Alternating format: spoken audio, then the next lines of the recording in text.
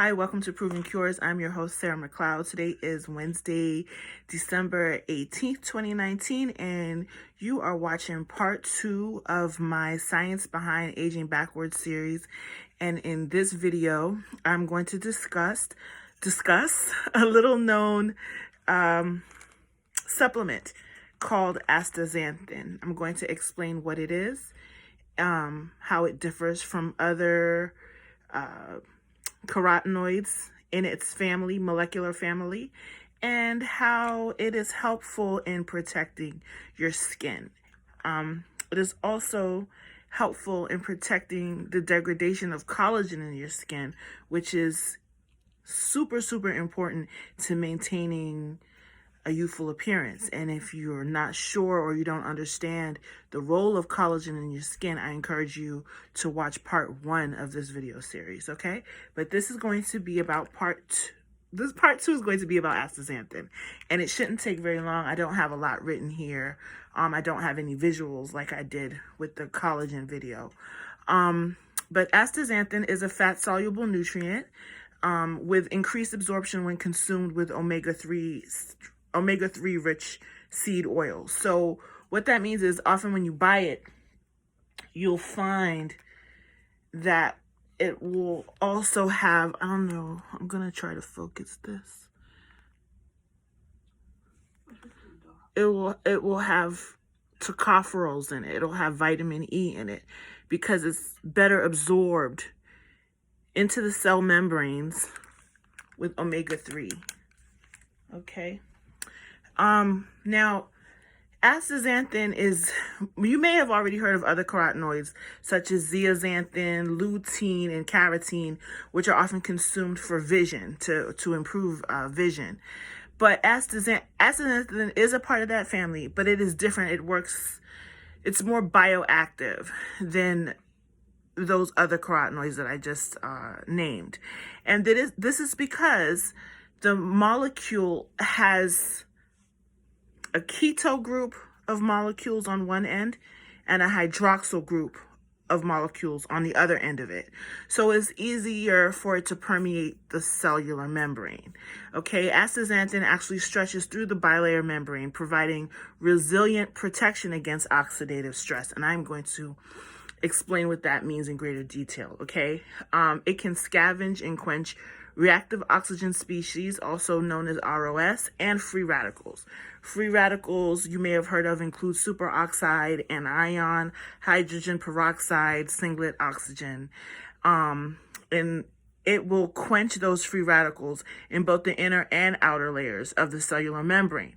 Most antioxidants will work on either the inner layer of the membrane or the outer side of the membrane. So like if you're just relying on vitamin E or beta carotene, it's only effective on the outer layers of the cellular membrane. Vitamin C is only effective on the inner layer of the cellular membrane. But did I say that correctly? I'm sorry. Vitamin E and beta carotene are only effective on the inner layer of the cellular membrane, whereas vitamin C is only effective on the outside of the cellular membrane. But because of that unique setup that astaxanthin has, where it has the keto group and a hydroxyl group of molecules on each end of its molecular structure, it is able to pass through all layers of cells, okay? And because of that, it's able to basically completely eradicate free radicals. So now you might be thinking, so what are exactly free radicals? I've heard of free radicals. I don't fully understand what they are. And the best definition I could find to explain what they are, free radicals are atoms that with unpaired electrons, okay? And they are produced in the body, but the ones we really need to worry about as far as the aging of our skin are the ones that are produced in our environments. We pick them up from tobacco smoke, toxins in the air, pollution, that kind of thing.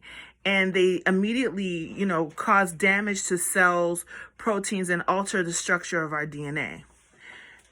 Astaxanthin is able Before I go any further, the free radicals that are picked up from ultraviolet light specifically stimulate an enzyme in the skin that fully degrades collagen, fully degrades it. That enzyme is known as MMPs. It's a matrix metalloproteinases. And so, if you're a scientist or you want to do further research into this, this is one way to go about your research. Look up MMPs and how astaxanthin is able to completely control and prevent the stimulation of those enzymes that degrade the collagen structure in the dermal layer of the skin. Okay. Astaxanthin, where do you get it from? It is derived from microalgae, H. pluvialis. That's the scientific name for the type of algae it comes from. And it has been approved as a color additive agent in salmon feeds, salmon the fish, and as a dietary supplement for human consumption for more than 20 years in dosages up to 12 milligrams per day and up to 24 milligrams per day for no more than 30 days in Europe, Japan, and United States. Normally, I'm not going to go into the human studies in this video. That's for later videos in this series. But to protect the skin, you normally don't have to take more than 4 milligrams of astaxanthin per day.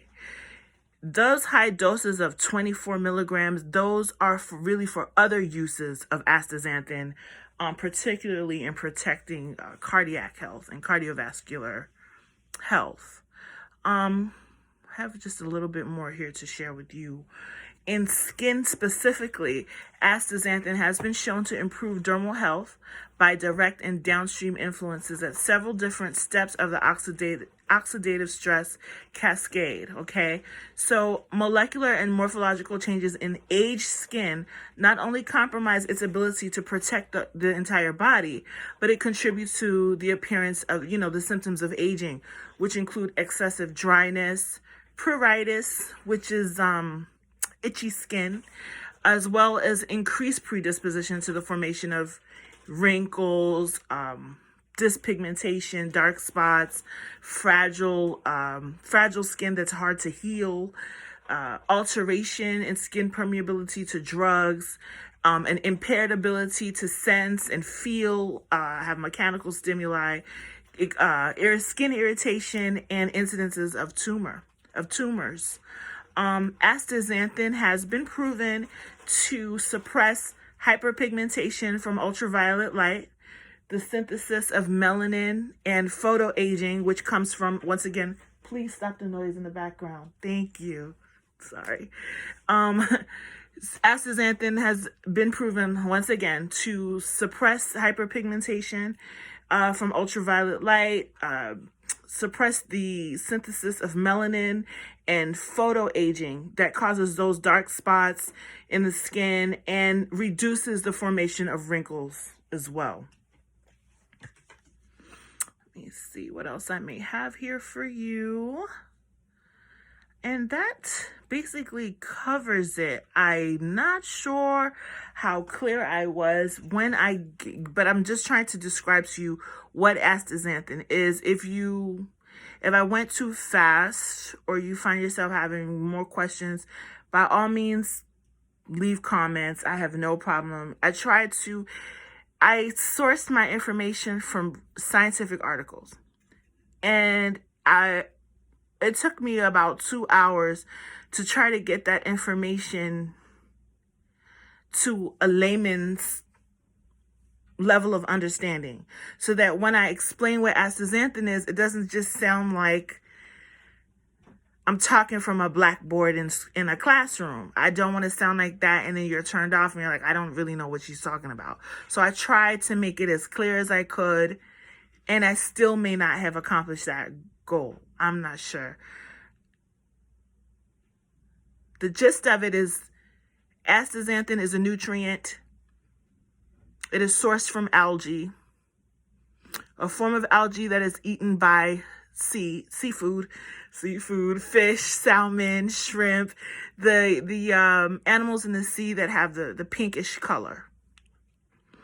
It was originally found to provide cardioprotective benefits, and in time it was discovered that it is able to eradicate free radicals that we pick up from our environment, pollutants, tobacco, that kind of thing. We think of these things as, you know, they're around us every day. It's not a big deal. But as your skin is exposed to these substances in the air over time, that plus UV light from the sun, those outside, I don't know, I'm trying to think of a simple way to say it. Those exogenous, those outside influences, okay, cause significant damage to the skin. And astaxanthin, due to its molecular structure of being able to permeate the inner and outer layer of our skin cells, it's able to completely stop the damage from outside sources. Okay, I hope that makes sense. Those outside sources, particularly the UV light, the radiation from the UV light from the sun, is able to completely degrade the collagen in the skin. And without your skin collagen, you will for sure experience wrinkles and so on. For those of us who have really good genes and we you know, our family members don't really show signs of aging in those ways, we show signs of aging in other ways, with dark spots, lines under the eyes, things like that. And those are accumulated in the same manner as people who age more aggressively. So don't think, oh, well, because I'm a certain complexion or my family members, you know, we don't get wrinkles. I don't need this. It's still helpful. It's still helpful. You just don't age as fast. You still age. And I want to age more gracefully. So I hope if the first part of this video didn't make sense, this summary did. And like I said, if you have any questions for me or anything like that, feel free to leave a comment. I try to respond to comments. The thing is, though, a lot of people will leave comments under other people's comments, and I'll get the notification on my phone, but I still can't go back and readily find your comment because I don't know where you put it. So people will think I'm ignoring them, and I'm not. I just can't find your comment. Sometimes I don't find a comment for weeks or months, which is strange. But anyway, thanks for watching. So the next 2 videos, maybe it'll be 1 video. I'm not sure because I'm not sure how much clinical study information that I have or that I find significant enough to actually share, because I have stuff going back I think to 2012, and I like to keep my clinical research within the last 5 years. I like to keep it current, but we'll see. So there might be 1 more video, there might be 2 more videos, but those videos will cover the clinical research surrounding the use of collagen and the use of astaxanthin, and they're going to give you specific doses and stuff like that. So it'll be, you know, more helpful. This is just general information. Subscribe, hit like, share, and thank you for coming through. Later.